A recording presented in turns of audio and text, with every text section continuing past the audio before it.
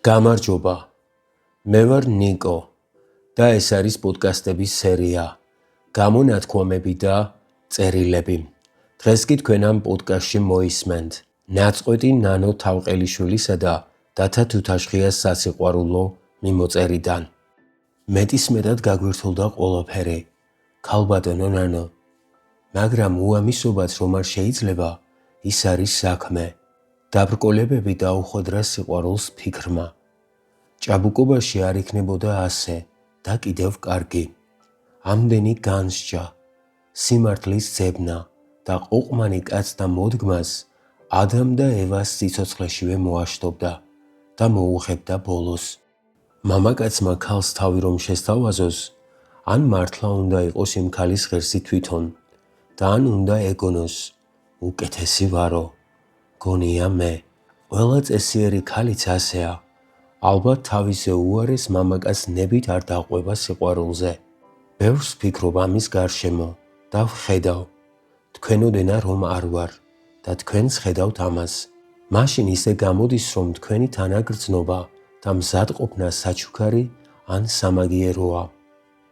უწინ ცოტა სხვაფრად მეგონა, მაგრამ თქვენი გაცნობის და დაახლოების მერე ისევ ხედავ, რომ წარსულში სიკეთის თესვად, რაც მიმაჩნდა, ვალის მოხდა ყოფილა ის თურმე.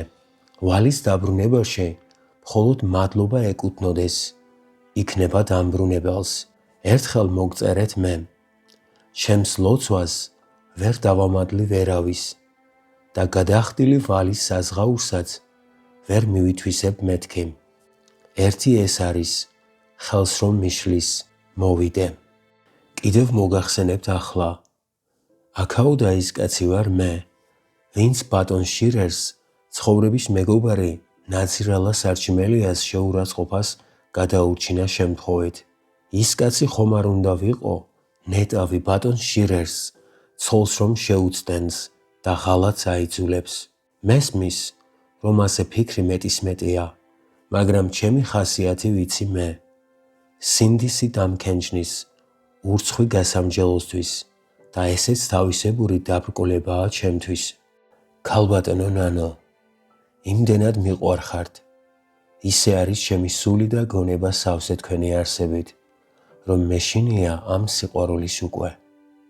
ასეთმა გრძნობამ პირველ ხორციელ სიახლოვეში ხან თოფის წამალივი თვალის დახამხამებაში აფეთქება და მცირედი კვამლი იცის და ხან ნედლით ხმელასავით უცეცხლო ფშუტვა და გულის გამაწყალებელი ბოლვა.